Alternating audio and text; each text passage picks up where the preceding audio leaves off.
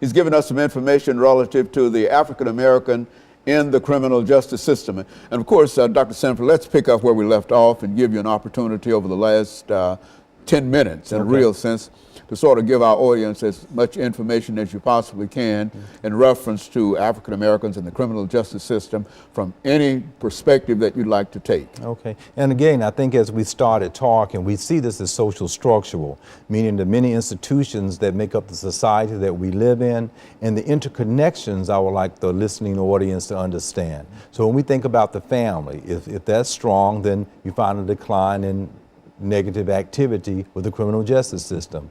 But within our society, if economics is declining, people don't have jobs, it impacts family. And then you have religion, and if you have families in decline, economics in decline, and religion is trying to do their best to help those families, but they don't come up to par, you find an increase in issues there, such as the Ferguson. So then you find the government that gets involved, and they are trying to create certain programs that might help low-income urban areas or either rural areas that might be low income. So I'm trying to get you to see that within those major institutions, there's an interconnection between there. When those things are good, then we'll find the criminal justice system and people not being deviant within the society in which we live in. So we can almost give kudos to, President Obama on that national government institutional level of saying, how can we help families have better health care? How can we help families have pre-kindergarten and kindergarten for everyone within the society, so that hopefully that would impact the criminal justice system in a different way.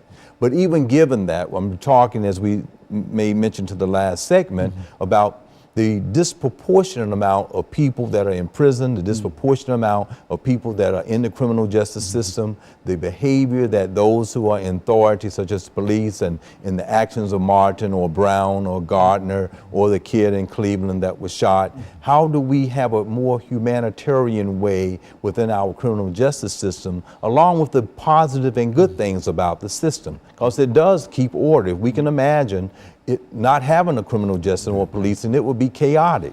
It would be running amok with people out in the society. So it does a good job, but we need to look at the weak parts of it and try to bring some reform. I think reform is the issue. How can we change it so it can improve? Because there's definitely a disproportionate amount of it that then would make sociologists and social psychologists see that it appears to be disproportionate to African Americans and other minorities, and in that minority group, it can be any ethnic group or the bashing of gay brothers, lesbian sisters, or anyone that might consider themselves marginalized within the society in which we live in. So that becomes very crucial to look at, I think, within the society.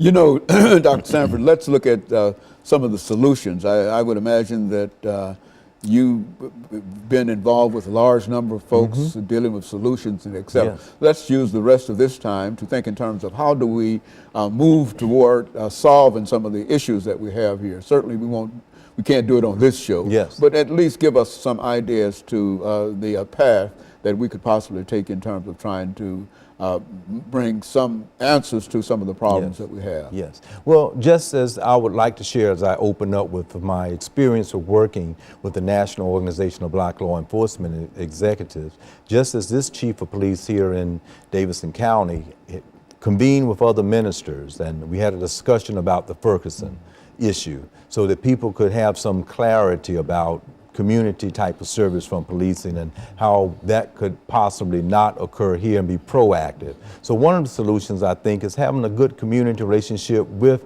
authorities such as the police officers and the mayor and that group of people, so that we can have some continuity on understanding the issue, the concern, and the problems within the community.